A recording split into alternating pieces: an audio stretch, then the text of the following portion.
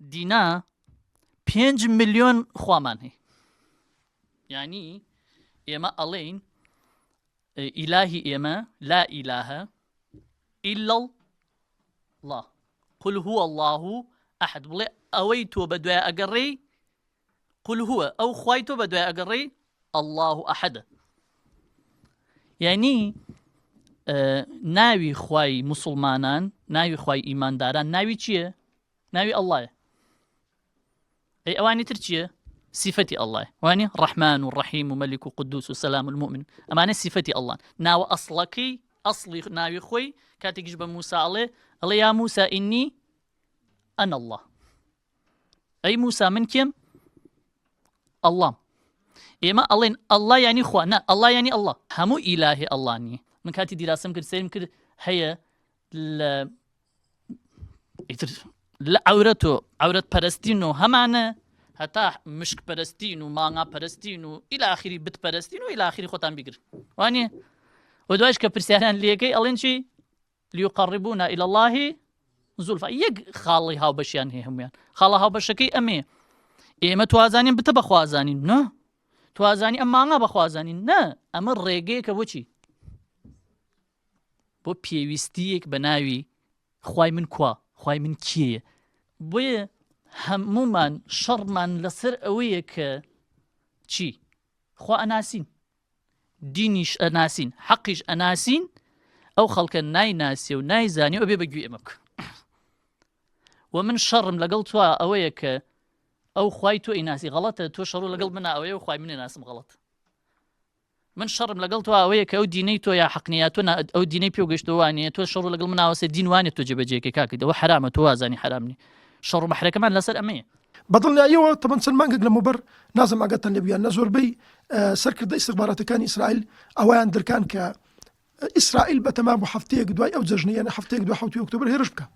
طبعا ئەوان بەهۆی هاکردنی ئەو جیهازانەی کە لەو منطقەی بۆ بەتایبەتی ئەوەی کە نزیک غەزەیە ئەو معلوماتیان دەستکەوتووە. بۆیە ئێمە ئەگەر ئەوە بکەین دەستکەوتی زۆر دەبێت، بۆ لەبەرەوەی یەکەمیان شان و شەوکەتی دەشکێ، چونکە دوژمن کەشکا بە ئاسانی هەڵناستێتەوە، دەرونی دەشکێ، دەرونی سەربازەکانی دەشکێ. بە حەقیقیشەوە ڕوویدا دەبێنی ئێستا دەڵێن تقریبا زیاتر لە 20,000 هەر تووشی نەخۆشی دەرونی بۆ لە سەربازەکانیان.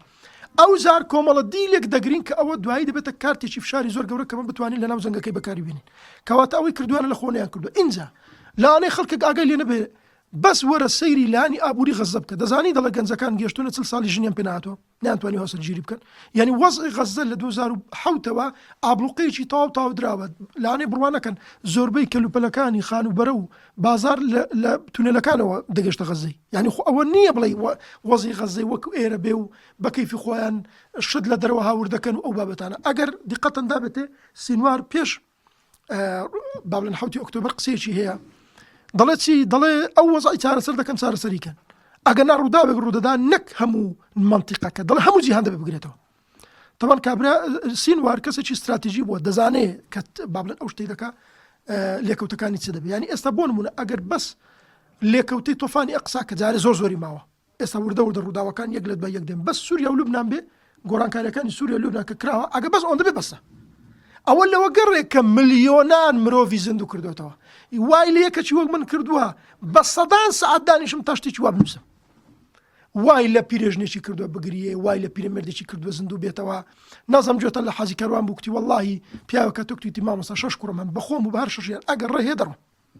خۆ پیاوەکی لانە نەخوێندەوار بێ، ئەسڵەن لەوانەیە هەر ئیسلامیش نەبێ، هیچ نەبێ، بەڵام هاتووە ڕوحیەتەکەی زیندوو کردوێتەوە. یعنی ئەگە غەزە ئەوەندەی کردبێ کە لێرە بە سەدان خاڵمان ڕیز کردووە، غەزە چی کردووە، تۆفانی ئەقسا چی کردووە، 7 ئۆکتۆبر چی کردووە، ئەگە ئەوەندەی کردبێ سووریا و لوبنان لەگەڵ زیندووکردنەوەی ڕوحیەتی ئیسلامی، ئەوە ئەمەینی ئیسفادەی لێ ناکەین بۆ زانیاریتان، ئەوە ئەمەینە ڕوحیەتەکەمان تێدا نەماوە.